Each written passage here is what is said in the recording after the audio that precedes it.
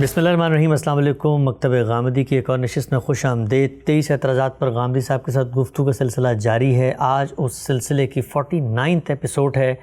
پہلی وحی اور غار حرا کا اعتراض زیر بحث ہے۔ اس موضوع پر اب تک 6 اقساط ہو چکی ہیں اور آج ہم 7ویں قسط شروع کرنے جا رہے ہیں۔ غامدی صاحب ایک دفعہ پھر حاضر خدمت ہیں، بہت شکریہ آپ کے وقت کا۔ آغاز کرتے ہیں آج کی گفتگو کا۔ بہت تفصیل سے ہم نے گزشتہ 6 نشستوں میں صحیح بخاری کی وہ روایت، اس پر آپ کے طالبانہ سوالات، قرآن مجید کی روشنی میں اس کی سند کی تحلیل، ایک متوازی منفرد مختلف روایت سیرت ابن ہشام کی، اس کا پرسپیکٹیو، اس پر ہم نے بڑی تفصیل سے بات کی اور ہم نے یہ بھی بات کی کہ اس کے بعد جابر بن عبداللہ رضی اللہ تعالیٰ عنہ کی جو روایت تھی جس میں پہلی وحی کے حوالے سے ایک بات زیر بحث تھی، آپ نے اس کی تحلیل کر کے بتایا کہ وہاں پر بات ہی کچھ اور ہو رہی ہے اور وہ فترہ وحی کے بعد پہلی وحی یا پہلی سورہ کی وہ بات کر رہے ہیں۔ آج اس موضوع کو آگے بڑھاتے ہیں۔ 3 بنیادی سوالات ہیں سند اور حدیث کی بحث مکمل کرنے کے بعد۔ اب ہم آگے ہیں قرآن مجید پہ۔ میں چاہتا ہوں کہ آج آپ کی گفتگو میں تفصیل سے سنوں اور آپ اپنی بات کو ایک تسلسل سے بیان کریں۔ 3 سوالات جو آپ کے ذمہ ہیں۔ پہلا سوال کہ پھر پہلی وحی آپ کی نظر میں قرآن مجید کی روشنی میں ہے کیا؟ یہ فترہ وحی کیا ہے؟ اس کی حکمت کیا ہے؟ اور جو جابر کی روایت میں کہا گیا کہ سورہ مدثر اس کے بعد نازل ہوئی، وہ سورت اس بات کو کیسے کوالیفائی کرتی ہے؟ اور آخری اور سب سے اہم سوال کہ قرآن مجید ہمیں کیا بتاتا ہے کہ رسول اللہ پر جب وحی آئی تو آپ نے اس کو کیسے پرسیو کیا، آپ کا کیا رویہ تھا؟ بخاری کی روایت میں جو آپ بات زیر بحث ہے، قرآن مجید کی روشنی میں آپ اس ساری بات کو کیسے دیکھتے ہیں؟ آج کی گفتگو کا آغاز کیجیے۔ اس وقت تک جو چیزیں ہم نے دیکھی ہیں، سمجھی ہیں، جن روایات کا مطالعہ کیا ہے، اس سے یہ بات بالکل واضح ہو جاتی ہے کہ روایات کی بنیاد پر، خواہ وہ تاریخ کی روایات ہوں، خواہ وہ حدیث کی روایات ہوں، خواہ وہ سیرت کی روایات ہوں، آپ بڑے بڑے معاملات کے بارے میں بھی کوئی حتمی رائے قائم نہیں کر سکتے۔ اس میں شبہ نہیں ہے کہ یہ سب ہمارے اوپر ہمارے اسلاف کا احسان ہے کہ اگرچہ وہ اس زمانے میں موجود نہیں تھے جب یہ واقعات ہوئے، اس زمانے میں موجود نہیں تھے جب پہلی نسل ان واقعات کو بیان کر رہی تھی، ان کی حیثیت معاصر مورخین کی نہیں ہے۔ اگر ایسا ہوتا تو وہ ان تضادات پر بات کرتے، تضادات جن روایات سے پیدا ہو رہے تھے ان کے بیان کرنے والوں کے سامنے یہ بات رکھتے تو شاید ہماری تاریخ اس سے مختلف ہوتی، لیکن چونکہ ان کے پاس یہ موقع نہیں تھا اور کم و بیش 1 صدی ایسی گزری ہے جس میں معاملہ یہی تھا کہ لوگ یا تو زبانی روایات بیان کر رہے ہیں، ایک آدمی یہ کہتا ہے میں نے فلاں سے سنا، وہ کہتا ہے کہ اس نے فلاں سے سنا تھا، یا یہ ہے کہ زیادہ سے زیادہ کسی نے کوئی چیز لکھ لی ہوئی ہے اور چھوٹے چھوٹے صحائف ہیں جو ہمیں مل گئے ہیں۔ انہی کی بنیاد پر یہ ہماری حدیث کی کتابیں مرتب کی گئی ہیں، انہی کی بنیاد پر ہماری تاریخ کی کتابیں وجود میں آئی ہیں، انہی کی بنیاد پر پھر سیرت لکھی گئی ہے۔ سیرت کا بھی ہم بہت کچھ تعارف کرا چکے ہیں۔ اس میں بڑی دیانتداری کے ساتھ جو کچھ بھی انسانی ذرائع سے ممکن تھا تحقیق کر کے ہمارے ان اسلاف نے ہم تک پہنچا دیا ہے۔ ٹھیک، یہ محدثین نے بھی پہنچایا ہے، یہ سیرت نگاروں نے بھی پہنچایا ہے، یہ مورخین نے بھی پہنچایا ہے۔ لیکن جو کچھ پہنچا ہے اس میں جب کسی خاص واقعے کو موضوع بنا کر آپ داخل ہوتے ہیں تو تضادات کی ایک دنیا سامنے آ جاتی ہے۔ ابھی آپ یہ دیکھیے کہ آپ ابن ہشام کی روایت پر انحصار کریں تو پھر بخاری کی روایت کا کیا کریں گے، مسلم کی روایت کا کیا کریں گے، دوسرے محدثین کی روایات کا کیا کریں گے؟ اگر ان روایات پر انحصار کریں تو جو سوالات پیدا ہوتے ہیں وہ کتنے سنگین سوالات ہیں، اس سے خود نبوت کے بارے میں کیا اشکالات پیدا ہو جاتے ہیں۔ اسی طرح سے اگر آپ تقابل کرنا شروع کر دیں اور اس سے قطع نظر کر لیں کہ سندوں کی کیا نوعیت ہے اور تاریخ میں دوسری روایات تلاش کریں، تو میں آپ سے عرض کرتا ہوں کہ میں نے وہ پیش نہیں کی، ورنہ یہ تضادات اپنی فہرست کے لحاظ سے اور زیادہ طویل ہو جاتے ہیں۔ اچھا، اگر کوئی شخص چاہے تو ابن کثیر کی سیرت میں مثال کے طور پر تمام روایات کو ایک جگہ دیکھ سکتا ہے۔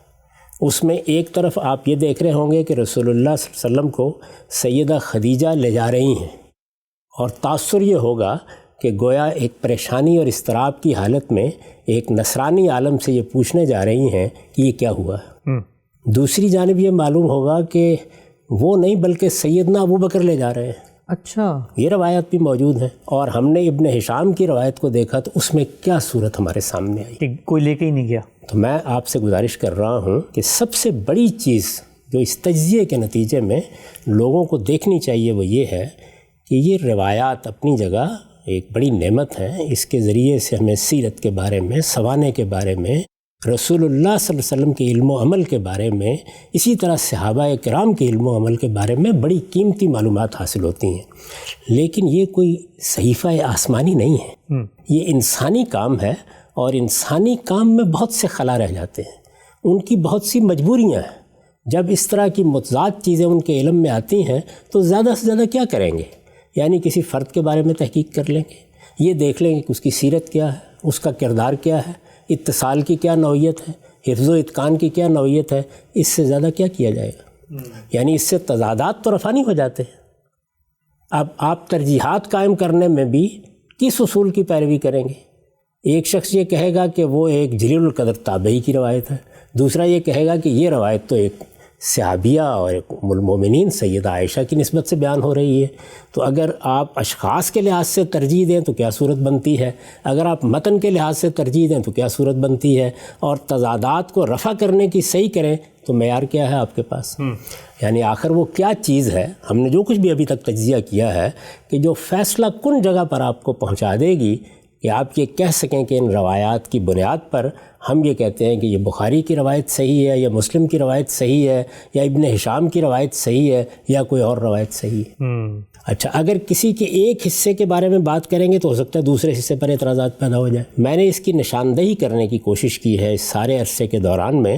ہو سکتا ہے لوگوں کو توجہ نہ ہوئی ہو کہ راوی حضرات، اور میرا یہ تجربہ ہے کہ راوی حضرات احکام کی روایات میں، رسول اللہ صلی اللہ علیہ وسلم کے علم و عمل کی روایات میں، اسوہ حسنہ کی روایات میں، تفہیم و تبیین کی روایات میں، قرآن مجید سے متعلق روایات میں، اور اسی طرح آپ نے یہ دیکھا کہ ایسے اہم واقعات کی روایات میں جس وقت بات بیان کر رہے ہوتے ہیں تو ایک بات ایک روایت میں تھی، ایک دوسری بات دوسری روایت میں تھی، بسا اوقات دونوں کو ملا دیتے ہیں. یعنی میں اس کی مثال دیتا ہوں. جیسے یہ مجھے اڑا دو کے الفاظ جابر بن عبداللہ کی روایت میں آئے، اور رسالت مآب صلی اللہ علیہ وسلم کے بارے میں یہ بیان کیا گیا کہ کچھ گھبرائے ہوئے گھر پہنچے، ہے نا، بیان ہوا یہ. اب ہو سکتا ہے کہ یہاں سے راوی نے اٹھائے اور اٹھا کر پہلی وحی کی روایت میں ڈال دیے، جبکہ جابر بن عبداللہ کی روایت کے بارے میں ہمیں یہ معلوم ہو گیا کہ وہ اصلاً پہلی وحی کی روایت نہیں ہے. بالکل. تو اس طرح کا اختلاط ہوتا ہے. یہ آپ کو یاد ہوگا کہ میں نے دین سے متعلق جو روایات ہیں ان کی تنقیح کا کام کیا ہے اپنی کتاب میزان کے لیے. 1200 کے قریب روایات میں نے اس میں منتخب کی ہیں، اس لیے کہ یہ بڑا قیمتی ذخیرہ ہے، ہم اس کو رد نہیں کر سکتے. لیکن وہاں بھی آپ نے دیکھا کہ رب الفضل جیسا مسئلہ کیسے پیدا ہوا. یعنی ایک ایسا مسئلہ کہ جس کی کوئی کل بھی سیدھی نہیں، جس کے نتیجے میں ہم ایک ایسی بات دین میں داخل کر بیٹھے ہیں کہ جس کو کسی کو بھی سمجھانا ممکن نہیں ہے. تو میں نے یہ بتایا ہے کہ خود روایات کے ذخیرے کی تحلیل کر کے یہ معلوم ہو جاتا ہے کہ راوی حضرات نے رسول اللہ صلی اللہ علیہ وسلم کی دو باتیں جو اپنی جگہ بالکل درست تھیں، ان میں سے ایک ایک جملے کو ادھر سے ادھر داخل کر دیا ہے. اس کے نتیجے میں ایک غتربود کی صورت پیدا ہو گئی ہے. تو یہ ساری دراز نفسی جو میں نے آپ کے سامنے کی، اس کا مقصود یہ ہے کہ روایات ضرور دیکھنی چاہیے، ان کی تنقیح کرنی چاہیے، ان کو پڑھنا چاہیے، ان کی بنیاد پر معلومات حاصل کرنی چاہیے، لیکن ان کو صحیفہ آسمانی سمجھ کر اپنے ایمان کا، اپنے عقیدے کا اور حتمی آراء کا ماخذ نہیں بنانا چاہیے. صحیح رویہ وہ ہے جو ہم نے دین کی شرح و وضاحت میں اختیار کر رکھا ہوا ہے، اور ظاہر ہے کہ ہم اس کو صحیح سمجھتے ہیں تو ہم نے اختیار کر رکھا ہوا ہے. وہ یہ کہ رسول اللہ صلی اللہ علیہ وسلم کی ذات بالا صفات کے بارے میں، دین کے معاملے میں، رسول اللہ صلی اللہ علیہ وسلم کی سیرت اور سوانح کے معاملے میں جب کبھی بھی آپ کو کوئی رائے قائم کرنی ہے، سب سے پہلے آپ قرآن مجید کی طرف جائیں گے. اللہ کی کتاب قرآن مجید کو سب سے پہلے دیکھا جائے گا، اس کے بعد سنت کو. اور میں بار بار توجہ دلا چکا ہوں کہ سنت روایات پر منحصر نہیں ہے. سنت رسالت مآب صلی اللہ علیہ وسلم کا جاری کردہ وہ طریقہ ہے جو دین کی حیثیت سے آپ نے صحابہ کو سکھایا، اور صحابہ کرام نے اس کو اپنے اجماع اور تواتر سے آگے منتقل کیا. اس کی شہادت مسلمانوں کا اجماع، مسلمانوں کا تواتر، بلکہ جس کو ہمارے قدیم علماء اس طرح بیان کرتے ہیں کہ نقل الکافہ عن الکافہ، یعنی مسلمانوں کی پوری جماعت اس کو نقل کر رہی ہے. اس کے لیے یہ قطعاً ضرورت نہیں ہوتی کہ تاریخ کی کوئی کتاب کھولی جائے، حدیث کی کوئی کتاب کھولی جائے، وہ مسلمانوں کے اندر ایک جاری عمل ہے اور اس کا تاریخی ریکارڈ ہم کو فقہا کے یہاں مل جاتا ہے۔ تو سب سے پہلے قرآن اور سنت کی طرف رجوع کیا جائے، اس سے آپ کے سامنے محکمات آ جائیں گے، حتمی چیزیں آ جائیں گی، وہ چیزیں آ جائیں گی کہ جن سے متعلق کسی تحقیق کی ضرورت نہیں ہوتی۔ جب وہ چیزیں بالکل واضح ہو جائیں تو اس سے ہر مسئلے کی تنقیح کے لیے بنیادیں فراہم ہوں گی، 4 کارنرز متعین ہو جائیں گے، وہ فریم بن جائے گا جس میں رکھ کر آپ باقی چیزوں کا مطالعہ کر سکتے ہیں۔ تو جب اس ترتیب سے آپ پھر روایتوں کو دیکھیں گے، ظاہر ہے کہ تاریخ کی روایتیں بھی دیکھی جائیں گی، سیرت کی روایتیں بھی دیکھی جائیں گی، حدیث کی روایتیں بھی دیکھی جائیں گی، صحابہ کے آثار بھی دیکھے جائیں گے۔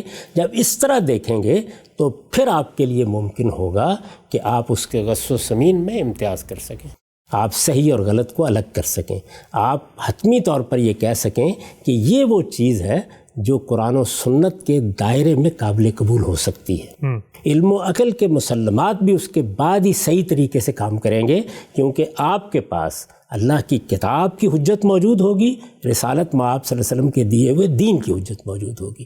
تو یہ طریقہ ہے جس کی طرف اگلی بات چیت سے پہلے اشارہ ضروری تھا، تاکہ آپ بھی یہ سمجھ سکیں اور لوگ بھی یہ سمجھ سکیں کہ پھر وہ رویہ ہم کیوں اختیار کرتے ہیں، جس کے تحت اب میں بہت سی چیزوں کی تفصیل کرنے جا رہا ہوں۔ ہم سب بہت اہم نقطہ ہے جو آپ نے بھی فرمایا کہ عام طور پہ جب آپ روایات کی تحلیل کرتے ہیں تو لوگ یہ تاثر پیش کرتے ہیں کہ رسول اللہ صلی اللہ علیہ وسلم کی بات کے سامنے کوئی شخص اس کی تعویل کر رہا ہے، یا اصل میں وہ جو بات ہم تک پہنچی ہے راویوں کے ذریعے ان کے اوپر بات ہو رہی ہوتی ہے، اور جب ہم قرآن کی بات کرتے ہیں تو قرآن وہ کسوٹی اور میزان فرقان بنتا ہے جس کی روشنی میں ہم ان چیزوں کو دیکھیں گے۔ ذرا اس نقطے کو تھوڑا اور واضح کیجیے گا کہ روایت پہ بات کرنا رسالت مآب صلی اللہ علیہ وسلم کی اس حیثیت کو زیر بحث لانا نہیں، بلکہ جن لوگوں سے ہم تک پہنچی ان پر ہم بات کر رہے ہوتے ہیں۔ میرے نزدیک اگر کوئی شخص رسول اللہ کی حیثیت کو زیر بحث لاتا ہے تو وہ پھر مسلمان کیسے ہو سکتا ہے، وہ صاحب ایمان کیسے ہو سکتا ہے؟ دین نام ہے محمد الرسول اللہ صلی اللہ علیہ وسلم کی ذات والا صفات کا۔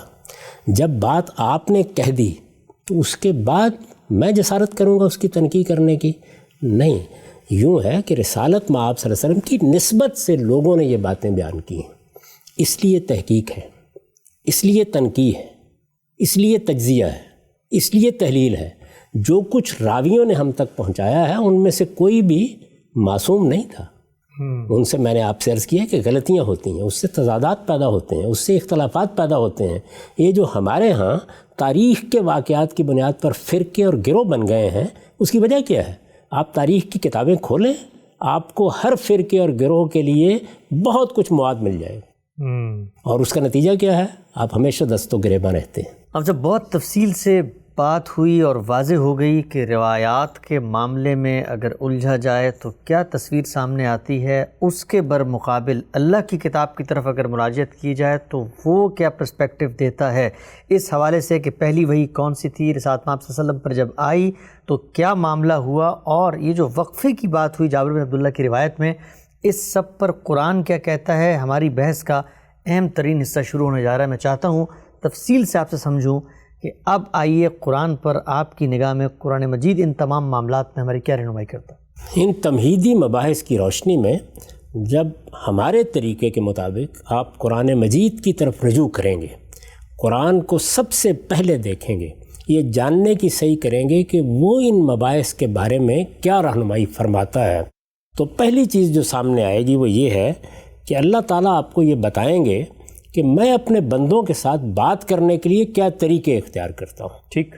سورہ شورى میں اس سوال کا نہایت واضح جواب دیا ہے۔ ارشاد فرمایا کہ ما کان لبشر یکلمہ اللہ، یعنی اللہ جب بندوں میں سے کسی کا انتخاب کریں گے کہ اس سے کلام فرمائیں تو یہی طریقے اختیار کریں گے۔ ان میں سے پہلی بات کیا فرمائی ہے؟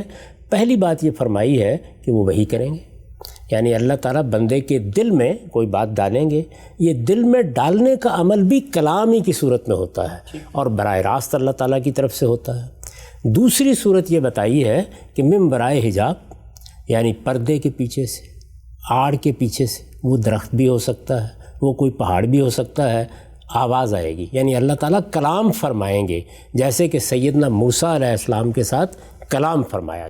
ٹھیک، ہم نے یہ دیکھا کہ جھاڑی کے اندر سے آواز آ رہی تھی اور اس میں یہ بتایا گیا کہ میں تمہارا پروردگار ہوں، میں اللہ ہوں اور تمہیں اس منصب کے لیے انتخاب کر لیا گیا ہے۔ ٹھیک۔ تیسری صورت یہ ہے کہ اللہ تعالیٰ فرشتہ بھیجتے ہیں اور وہ فرشتہ آ کر وحی کرتا ہے، یعنی اللہ تعالیٰ اپنا پیغامبر بھیجتے ہیں، او یرسل رسولاً۔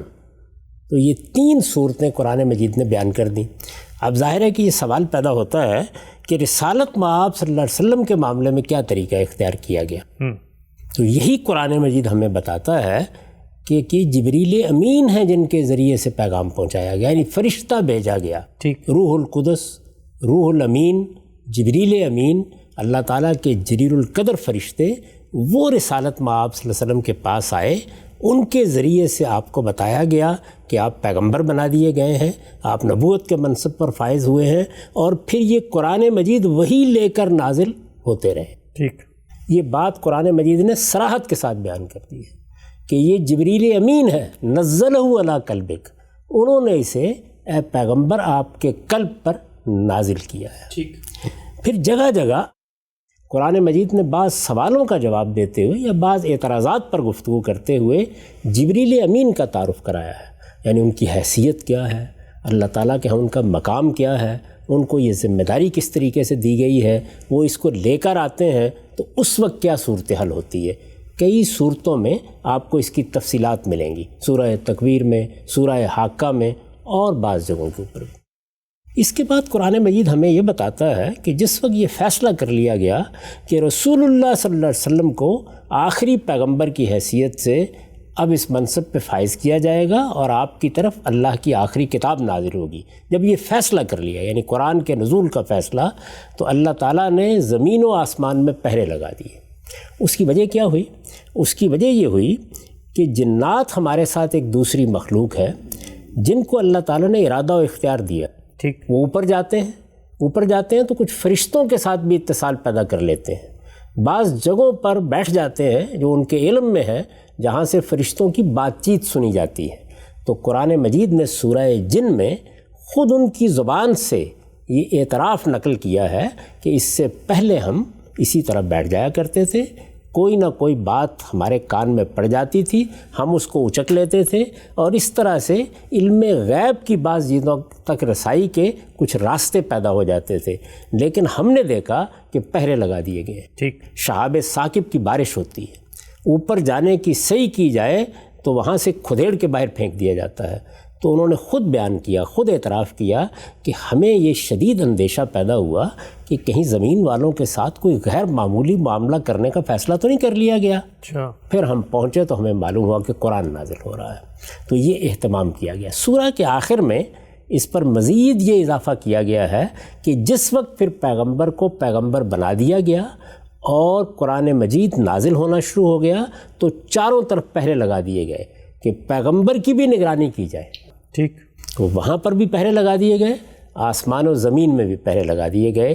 یہ خود قرآن نے بتایا ہے کہ اہتمام کیا گیا۔ اس کے بعد قرآن مجید نے مزید یہ اطلاع دی ہے کہ اس کے نزول کی ابتدا کب ہوئی۔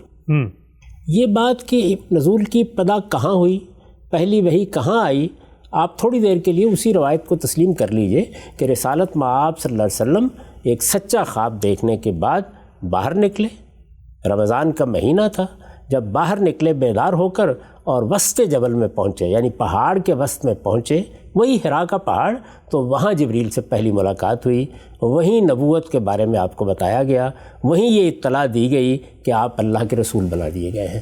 اس چیز کو مان لیجئے، اس پر کوئی چیز ایسی نہیں ہے کہ جس میں کوئی استبعاد یا تعجب کا اظہار کیا جائے۔ ٹھیک۔ یہ جگہ معلوم ہو گئی روایت سے، اتنا ہی بہت کافی ہے۔ لیکن قرآن مجید ہمیں یہ بتاتا ہے کہ یہ رمضان کا مہینہ تھا، یہ بات خود سورہ بقرہ میں بیان کر دی ہے، شہر رمضان الذی انزل فیہ القرآن، یہ رمضان کا مہینہ تھا جس میں قرآن نازل ہونا شروع ہوا، اور اس کے بعد یہ بتایا ہے کہ رمضان کے مہینے میں بھی اس کا نزول اس رات میں ہوا ہے جو اللہ تعالیٰ کے ہاں مہمات امور کے لیے مقرر کی گئی۔ ٹھیک۔ وہ رات کہ جس میں اللہ تعالیٰ بڑے بڑے معاملات کا فیصلہ کرتے، اس کو فرشتوں کے سپرد کرتے، وہ ان معاملات کے بارے میں اللہ تعالیٰ کے احکام لے کر زمین پر آتے ہیں۔ یہ رات 1000 مہینوں سے بہتر ہے۔ ایک جگہ اس پر لیلۃ القدر کا عنوان قائم کیا گیا ہے، دوسری جگہ اسے لیلۃ المبارکہ کہا گیا ہے، یعنی برکت والی رات ہے، عظمت والی رات ہے، فیصلوں کی رات ہے۔ اس رات میں قرآن کے نزول کا فیصلہ ہوا۔ رمضان کا مہینہ تھا اور قدر کی رات تھی، لیلۃ القدر تھی، لیلہ مبارکہ تھی۔ یہ باتیں قرآن مجید نے ہمیں بتا دی۔ ٹھیک، اب اس کے بعد آگے بڑھیے اور آگے بڑھ کر یہ دیکھیے کہ جب یہ فیصلہ کر لیا گیا کہ اللہ کی کتاب نازل ہوگی، پہرے لگا دیے گئے، آفاق و انفس میں خصوصی اہتمام کر دیا گیا، رسول اللہ صلی اللہ علیہ وسلم کے گرد بھی فرشتے مقرر کر دیے گئے، اب جبریل امین قرآن لے کر نازل ہو رہے ہیں، تو وہ کون سی پہلی وحی یا پہلی سورہ ہو سکتی ہے کہ جو جبریل امین لے کر آئے اور قرآن کے نزول کی ابتدا ہوگی؟ اس سے پہلے ہم سورہ علق کے بارے میں گفتگو کر چکے، سورہ مدثر کے بارے میں ہم نے خود روایت کی تنقید کر کے بتا دیا کہ روایت ہی کو غلط سمجھا گیا ہے، اس سے متعلق یہ بات صحیح نہیں ہے کہ وہ پہلی سورہ ہے۔ تو پھر پہلی سورہ کون سی ہے؟ ہمارے طریقے کے مطابق اب آپ قرآن مجید کی مراجعت کیجئے اور قرآن مجید سے یہ سمجھنے کی صحیح کریں کہ پہلی سورہ کون سی ہو سکتی ہے۔ قرآن مجید کا معاملہ یہ ہے کہ اگر آپ اس میں تدبر کریں گے تو یہ بات واضح ہو جائے گی کہ یہ کتاب اس طرح کی کتاب نہیں ہے کہ جس میں پہلے توحید پر ایک باب قائم کیا گیا، پھر آخرت پر قائم کیا گیا، پھر کہیں شریعت کے احکام بیان کر دیے گئے۔ یہ خطبات کی صورت میں ہے۔ جب خطبات کی صورت میں ہے تو ظاہر ہے کہ مخاطبین ہوں گے۔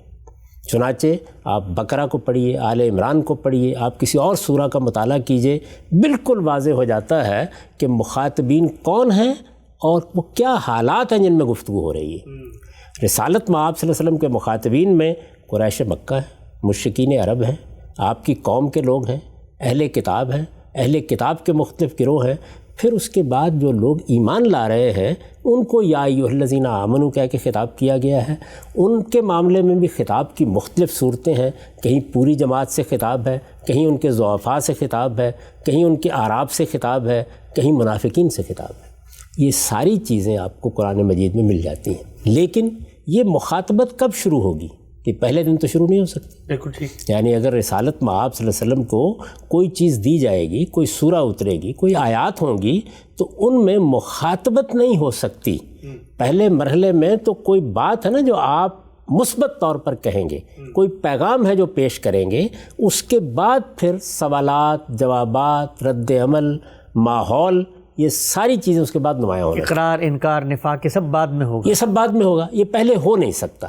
یعنی قرآن مجید کا اگر آپ پہلی سورہ سے لے کے آخر تک مطالعہ کریں تو ہر جگہ آپ کو یہ متعین کرنے میں بالکل آسانی کے ساتھ حتمی جگہ تک پہنچنے میں کوئی دقت پیش نہیں آئے گی کہ آپ یہ کہہ سکتے ہیں کہ یہ سورہ کس زمانے میں نازل ہوئی ہے، یہ معلوم ہو جاتا ہے۔ اب زمانے سے کیا مراد ہے؟ زمانے سے مراد یہ نہیں ہے کہ آپ یہ بتا دیں گے کہ 3 نبوت میں نازل ہوئی ہے، یہ 4 ہجری میں نازل ہوئی ہے، نہیں۔ رسالت مآب صلی اللہ علیہ وسلم کی دعوت کے جو مراحل ہیں جو قرآن ہی سے معلوم ہو جاتے ہیں، ان کے لحاظ سے تعین ہو جاتا ہے۔ ٹھیک۔ یعنی یہ کیا ابتدائی دعوت کا زمانہ ہے جس کو انذار کا دور کہا گیا ہے؟ کیا یہ انذار عام کا زمانہ ہے؟ کیا یہ اتمام حجت کا زمانہ ہے؟ کیا یہ ہجرت و برات کا دور آ گیا ہے؟ کیا اب آخری اقدام کے لیے تیاری ہو رہی ہے؟ تزکیہ و تطہیر کا دور ہے؟ کیا آخری اقدام ہو رہا ہے؟ یعنی ان میں سے ہر چیز آپ پر نمایاں ہو جاتی ہے۔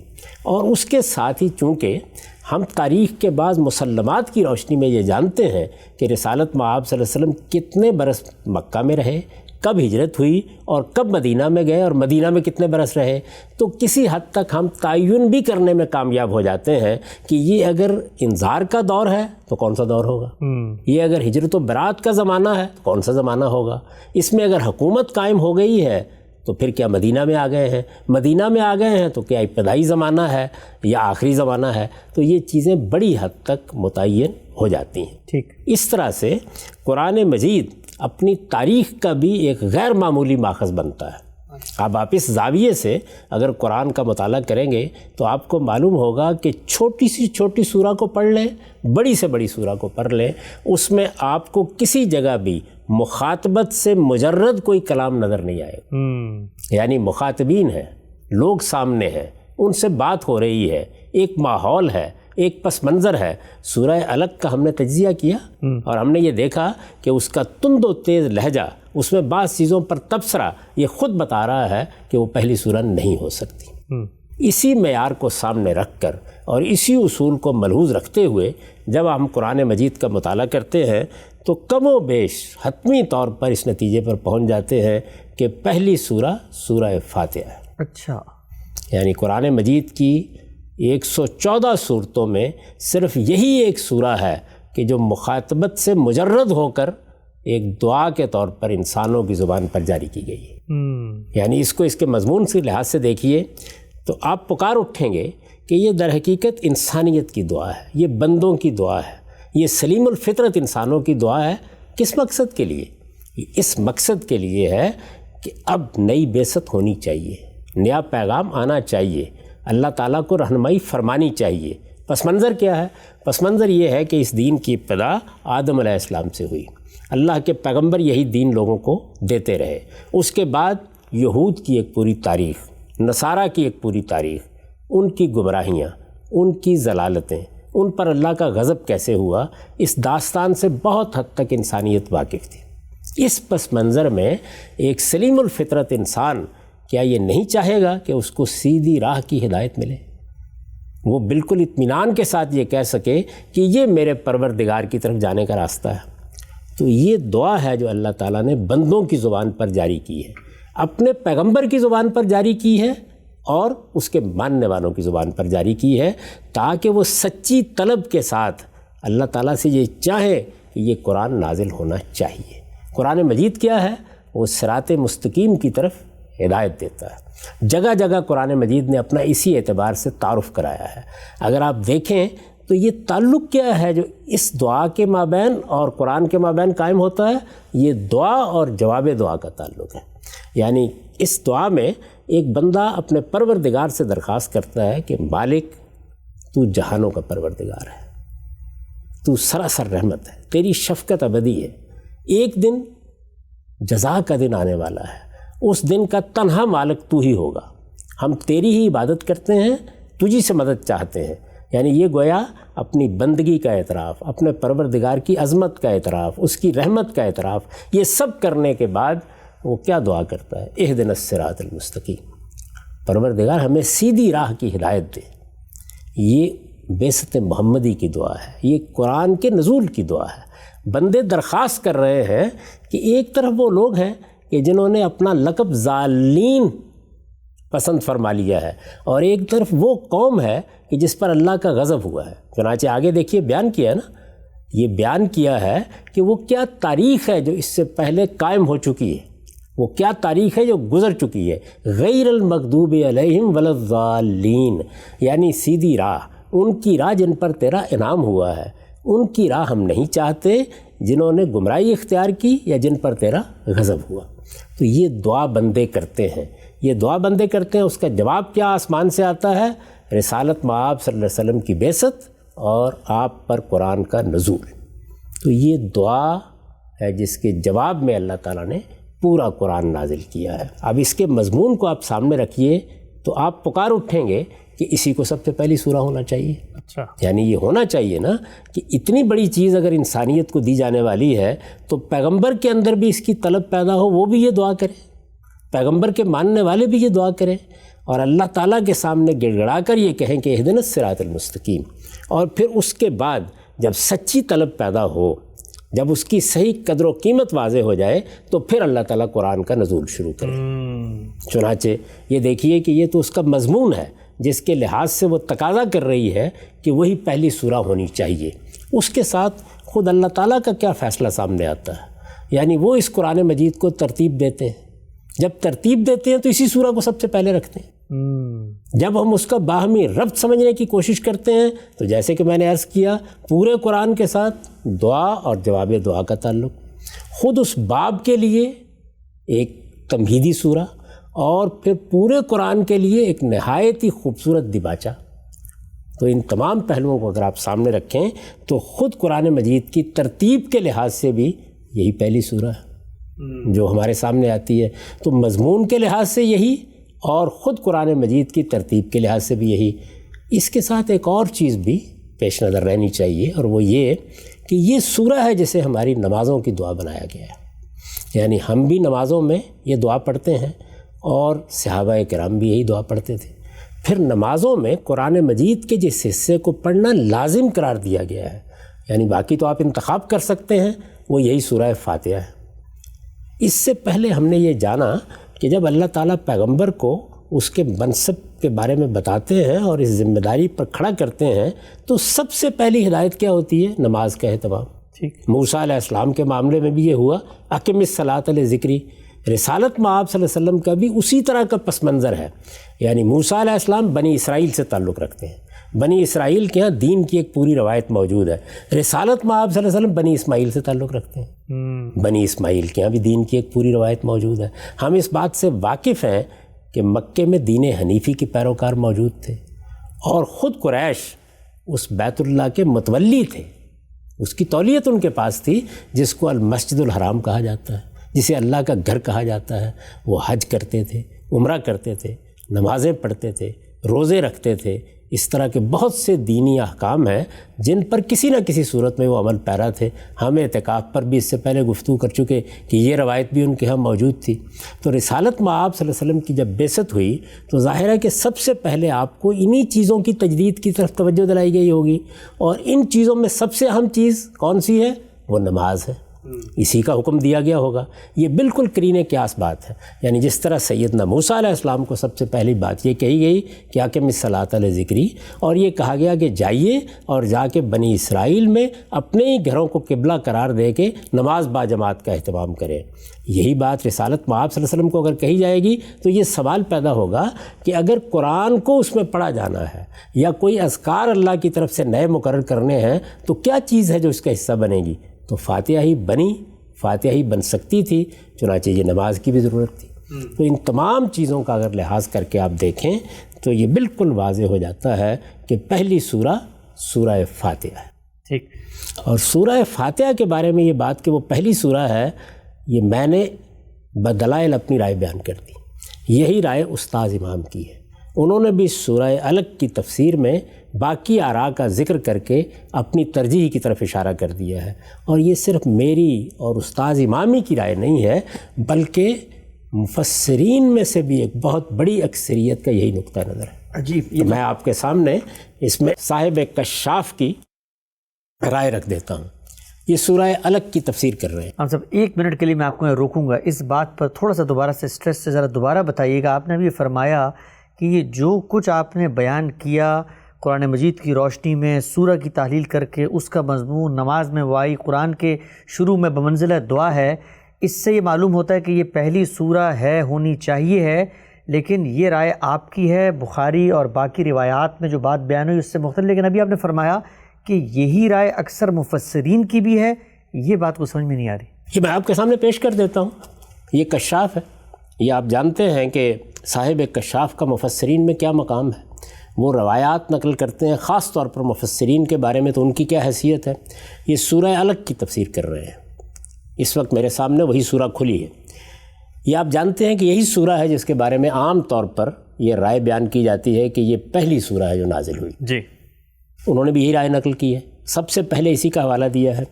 یہ بالکل ابتدا میں کہتے ہیں ان ابن عباس و مجاہد ہے اول سورۃ نزلت، یعنی ابن عباس رضی اللہ عنہ کی رائے ہے اور مجاہد جیسے تابعی کی رائے ہے کہ یہی پہلی سورہ ہے جو رسالت میں آپ صلی اللہ علیہ وسلم پر نازل ہوئی۔ یعنی کون سی سورہ؟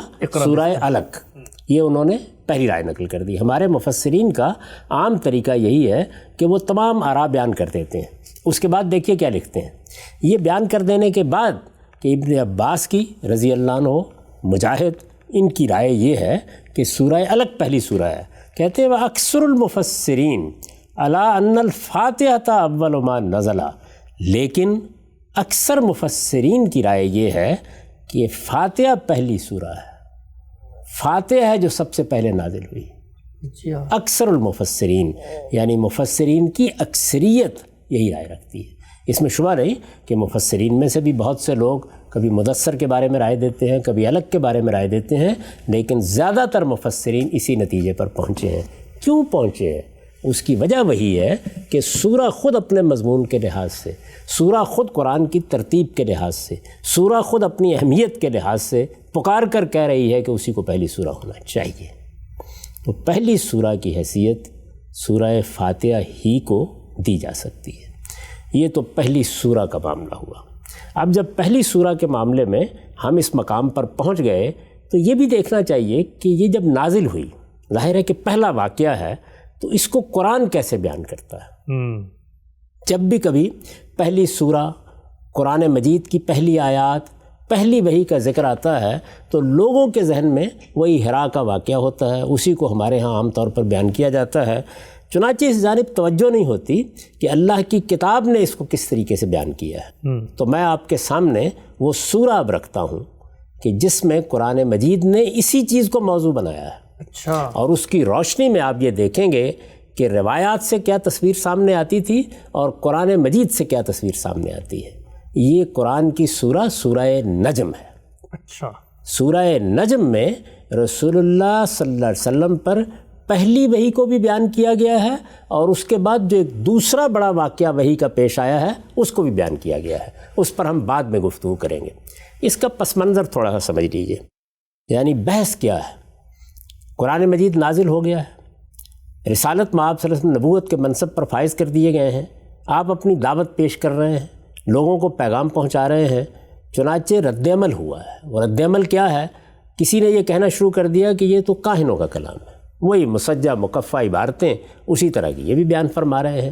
کسی نے استہزاء اور استخفاف کے انداز میں یہ کہا کہ یہ تو ہمارے شاعر بھی ایسی باتیں کر لیتے ہیں، ان پر جنات کا نزول ہوتا ہے۔ یہ قرآن مجید نے جگہ جگہ اقوال نقل کیے ہیں، یہ بتایا ہے کہ اس طرح کی باتیں رسالت مآب صلی اللہ علیہ وسلم کی دعوت کے رد عمل میں کہی گئیں۔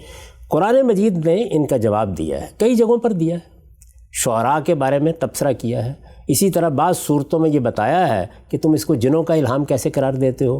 خود سورہ جن میں جنوں کی شہادت بھی پیش کی ہے، اور بہت سے پہلوؤں سے ان اعتراضات کے جواب میں اللہ تعالیٰ نے اپنی بات وضاحت کے ساتھ بیان فرمائی ہے۔ اس سورہ میں بھی یہی ہوا ہے، یعنی سورہ نجم میں، یہاں پر بھی اسی پس منظر میں، یعنی قریش نے کچھ باتیں کہی ہیں، مخاطبین کا ایک رد عمل سامنے آیا ہے، کچھ ایسی چیزیں جو استہزاء اور استخفاف کے انداز میں کہی گئی ہیں ان کو سامنے رکھ کر اللہ تعالیٰ نے ان کا جواب دیا ہے، اور یہ دیکھیے کہ کس شان سے جواب دیا ہے۔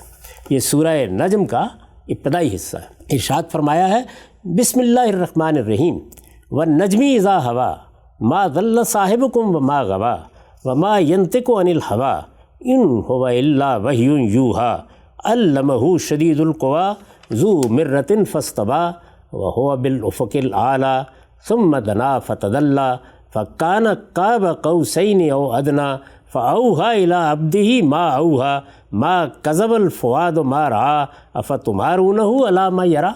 ذرا ترجمہ سنیے۔ اللہ کے نام سے جو سراسر رحمت ہے، جس کی شفقت ابدی ہے، تارے گواہی دیتے ہیں جب وہ گرتے ہیں کہ تمہارا رفیق نہ بھٹکا ہے نہ بہکا ہے۔ تمہارا رفیق ظاہر ہے کہ قریش کو خطاب کیا ہے، رسول اللہ صلی اللہ علیہ وسلم کی قوم کے لوگوں کو خطاب کیا ہے۔ رفیق سے کیا مراد ہے؟ رسالت مآب صلی اللہ علیہ وسلم کی ذات والا صفات۔ اس پر گواہی پیش کی گئی ہے کہ تارے گواہی دیتے ہیں جب وہ گرتے ہیں، اس لیے کہ یہ شہاب ثاقب ہیں جن کی بارش یہ بتا رہی ہوتی ہے کہ جنات کے ساتھ کیا معاملہ ہو رہا ہے۔ چنانچہ ذرا دیکھیے کہ میں نے اس کو کس طرح سے بیان کیا ہے۔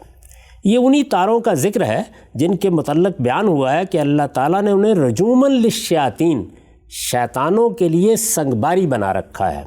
مدعا یہ ہے کہ یہ جب گرتے ہیں تو زبان حال سے گواہی دیتے ہیں کہ ہم ان راستوں کی پاسبانی کر رہے ہیں جن سے جبریل امین اس قرآن کو لے کر آتے ہیں، ان میں کسی شیطان کے لیے در اندازی کا کوئی امکان نہیں ہے۔ اسے جنوں کا الہام اور کاہنوں کا کلام قرار دے کر رد کرنے کی کوشش نہ کرو۔ اس کی حریم قدس تک ان شیطانوں کی رسائی کہاں؟ یہ تو اس کے قریب بھی پھٹکنا چاہیں تو شہاب ثاقب کی صورت میں ہم ان پر ٹوٹ پڑتے ہیں۔ سبحان اللہ۔ یہ گواہی پیش کی ہے۔ تارے گواہی دیتے ہیں جب وہ گرتے ہیں کہ تمہارا رفیق نہ بھٹکا ہے نہ بہکا ہے۔ وہ اپنی خواہش سے نہیں بولتا۔ یہ دیکھیے، اس جملے پر غور کیجئے، وہ اپنی خواہش سے نہیں بولتا، یعنی کوئی تمنا نہیں تھی، کوئی آرزو نہیں تھی، کوئی چلہ نہیں تھا، کوئی مراقبہ نہیں تھا، نبوت کے بارے میں کوئی سعی و جہد نہیں کی گئی تھی، انہوں نے تو اپنی خواہش سے کوئی بات ہی بیان نہیں کی۔ اللہ تعالیٰ نے انتخاب کیا ہے، کوئی توقع ہی نہیں تھی اس بات کی، وہ اپنی خواہش سے نہیں بولتا۔ یہ قرآن تو ایک وحی ہے جو اسے کی جاتی ہے، اس کو ایک زبردست قوتوں والے نے تعلیم دی ہے جو بڑا صاحب کردار، بڑا صاحب حکمت ہے۔ یہ جبریل امین کا تعارف کرایا ہے تاکہ کسی وہم کا، کسی تردد کا کوئی امکان ہی باقی نہ رہے۔ یعنی جس فرشتے نے تعلیم دی ہے وہ زبردست قوتوں والا ہے، بڑا صاحب کردار ہے، بڑا صاحب حکمت ہے۔ اس پر بھی دیکھیے میں نے لکھا ہے، یعنی جس فرشتے نے یہ کلام پیغمبر پر اتارا ہے وہ تمام اعلیٰ صلاحیتوں کا حامل اور علم و عقل اور سیرت و کردار کے لحاظ سے نہایت محکم ہے۔ استاذ امام لکھتے ہیں، اس امر کا کوئی امکان نہیں ہے کہ کوئی دوسری روح اس کو متاثر یا مروب کر سکے، اس سے خیانت کا ارتکاب کرا سکے، یا اس کی تعلیم میں کوئی خلط مبحث کر سکے، یا اس سے کوئی فرگزاشت ہو سکے، یا اس کو کوئی وسوسہ لاحق ہو سکے۔ اس طرح کی تمام کمزوریوں سے اللہ تعالیٰ نے اس کو محفوظ رکھا ہے تاکہ جو فرض اس کے سپرد فرمایا ہے اس کو وہ بغیر کسی خلل و فساد کے پوری دیانت و امانت کے ساتھ ادا کر سکے۔ اپنی خواہش نفس سے نہیں بولتا، ایک فرشتے نے تعلیم دی ہے۔ کون ہے وہ؟ زبردست قوتوں والا ہے، صاحب کردار ہے، صاحب حکمت ہے۔ اب ذرا تصویر دیکھیے، چنانچہ وہ نمودار ہوا۔ اب یہ آیت کا ترجمہ پڑھ رہے ہیں آپ؟ آیت کا ترجمہ پڑھ رہے ہیں۔ چنانچہ وہ نمودار ہوا اس طرح کہ وہ آسمان کے اونچے کنارے پر تھا۔ آپ نے روایتوں میں بھی دیکھا، وہاں پر بھی ابن ہشام کی روایت میں بتایا گیا تھا، وہاں کی تصویر بھی ذہن میں رکھیے اور دیکھیے قرآن مجید کس شان سے بیان کر رہا ہے۔ چنانچہ وہ نمودار ہوا اس طرح کہ وہ آسمان کے اونچے کنارے پر تھا۔ اصل الفاظ ہے وَهُوَ بِالْأُفُقِ الْأَعْلَىٰ، یعنی مطلب کیا ہے؟ مطلب یہ ہے کہ جب وہ نمودار ہوا تو ایک ایسی جگہ پر تھا جس کے بارے میں کوئی تردد، کوئی وہم نہیں لاحق ہو سکتا۔ ہم کہتے ہیں نا کہ یہ تو سورج نصف النہار تھا جب ہم نے دیکھا، نصف النہار پر تھا جب ہم نے دیکھا۔ چنانچہ وہ نمودار ہوا اس طرح کہ وہ آسمان کے اونچے کنارے پر تھا، پھر قریب ہوا اور جھک پڑا۔ یعنی یہ بھی نہیں کہ بہت دور تھے، رسالت میں آپ صلی اللہ علیہ وسلم کو کوئی غلطی لگ گئی۔ یہ قرآن مجید دیکھیے کس طرح سے ایک ایک چیز کو بیان کر رہا ہے۔ چنانچہ وہ نمودار ہوا اس طرح کہ وہ آسمان کے اونچے کنارے پر تھا، پھر قریب ہوا اور جھک پڑا، یہاں تک کہ 2 کمانوں کے برابر یا اس سے کچھ کم فاصلہ رہ گیا۔ یعنی اس التفات کے ساتھ، اس قرب کے ساتھ جبریل امین نے یہ قرآن نازل کیا ہے۔ پھر اللہ نے وحی کی اپنے بندے کی طرف، جو وحی کی، جو کچھ اس نے دیکھا وہ دل کا وہم نہ تھا۔ اب کیا تم اس چیز پر اس سے جھگڑتے ہو جو وہ آنکھوں سے دیکھ رہا ہے؟ سبحان اللہ۔ اب یہ دیکھیے کہ کس طریقے سے ان تمام چیزوں کی قرآن مجید نے تردید کر دی ہے جو اس روایت سے سامنے آ رہی تھی۔ یعنی کتنا صاف مطلع تھا، افق میں کون سا مقام تھا، تعلیم دینے والا کون سا فرشتہ تھا، اس فرشتے کی حیثیت کیا ہے، اس کو اللہ تعالیٰ کے ہاں کیا مقام حاصل ہے۔ اور اس نے جب نمودار ہو کر یہ تعلیم دی تو رسالت میں آپ صلی اللہ علیہ وسلم کو کوئی وہم لاحق نہیں ہوا، کوئی تردد لاحق نہیں ہوا، کوئی تذبذب نہیں پیدا ہوا۔ اور اس کے بعد یہ کہا ہے کہ جو چیز آنکھوں سے ہمارے پیغمبر نے دیکھی ہے، جس کے بارے میں ادنا درجے میں بھی اس کو کوئی تردد نہیں ہے، اس پر اس کے بارے میں جھگڑ رہے ہیں۔ مجھے یہ بتائیے کہ اگر پیغمبر کی تصویر آپ یہ بیان کر رہے ہوں کہ وہ خود کانپتے ہوئے آئے ہیں، لرزتے کانپتے آ کے جا کر کہہ رہے ہیں کہ مجھے کوئی چیز اڑا دیجئے، ایک نصرانی کے پاس ان کو لے جایا جاتا ہے اور وہ کچھ تسلی دیتے ہیں، یہ الفاظ اس کے بعد کہے جا سکتے ہیں؟ افتمارونہ علی ما یری، یعنی وہ پیغمبر یہ سب دیکھ کے آیا ہے، تمہارے سامنے اس کی شہادت دے رہا ہے، اس کی گواہی دے رہا ہے، اس کے بعد اس سے جھگڑا کر رہے ہو۔ تو یہ قرآن مجید میں پہلی وحی کا بیان ہے۔ آپ فرمائیں کہ اس کی کیا دلیل ہے کہ یہ پہلی وحی کا بیان ہے؟ ظاہر ہے کہ جب آپ لوگوں کے سامنے یہ بات پیش کریں گے کہ اس پیغمبر نے اس طرح اس تجربے سے گزر کر تمہیں بتایا ہے کہ میں پیغمبر ہوں، تو پہلے واقعی کا حوالہ دیں گے یا یہ کہیں گے کہ 10 سال تو تذبذب میں گزر گئے تھے پھر یہ واقعہ پیش آیا تھا؟ بالکل پہلے واقعہ۔ اور صرف یہی نہیں بلکہ اس کے بعد قرآن مجید کہتا ہے وَلَقَدْ رَآهُ نَزْلَةً أُخْرَىٰ، ایک دوسری مرتبہ بھی یہ تجربہ ہوا۔ یہ الفاظ خود بتا رہے ہیں کہ وہ پہلی مرتبہ ہے اور پھر اس کے بعد دوسری مرتبہ ہے۔ تو یہ سورہ نجم ہے جو ہمیں قرآن مجید میں یہ بتاتی ہے کہ رسالت میں آپ صلی اللہ علیہ وسلم پر پہلی وحی کس طرح آئی، کس شان سے آئی، اس قرآن کا نزول کس طرح سے ہوا، اس کے لیے اللہ تعالیٰ نے کیا اہتمام کیا، یہ سب کچھ قرآن مجید میں بیان ہوا ہے۔ اس کے بعد میں آپ سے پوچھتا ہوں کہ ان روایات کی طرف بہت زیادہ التفات کی ضرورت ہی کیا باقی رہ جاتی ہے؟ ہم سب بہت ہی تفصیل سے اور بڑی ہی ہلا دینے والی صورتحال ہے جو قرآن مجید سے سامنے آتی ہے کہ قرآن کے بیانات اس قدر واضح ہیں، معاملہ کیسے ہوا، اور ساتھ آپ صلی اللہ علیہ وسلم کا اس موقع پہ رد عمل کیا تھا۔ اللہ تعالیٰ نے الفاظ میں دو چار کی طرح بیان کر دیا ہے۔ آپ نے بہت وضاحت سے بتایا کہ قرآن مجید اس پورے معاملے کو کیسے دیکھتا ہے، لیکن کچھ سوالات ہیں، مثلا یہ کہ اس کے بعد کہ وہی رک گئی تھی، اگر رکی تھی تو کیوں رکی تھی؟ ایک پیغمبر کو اتنا بڑا الہام کرنے کے بعد اس میں انقطاع کیوں آیا؟ اور جو جابر رضی اللہ تعالیٰ عنہ کی روایت تھی کہ سورہ مدثر فترہ وحی کے بعد پہلی سورہ ہے، اس کو آپ کیسے دیکھتے ہیں کہ قرآن مجید اس کی تائید کرتا ہے؟ یہ بہت اہم مباحث ہے، انشاءاللہ اس کو اگلی نشست میں زیر بحث لاتے ہیں۔ ہمارا وقت یہاں پہ بدقسمتی سے ختم ہوتا ہے۔ اب تک آپ کے وقت کا بہت شکریہ۔ بہت شکریہ۔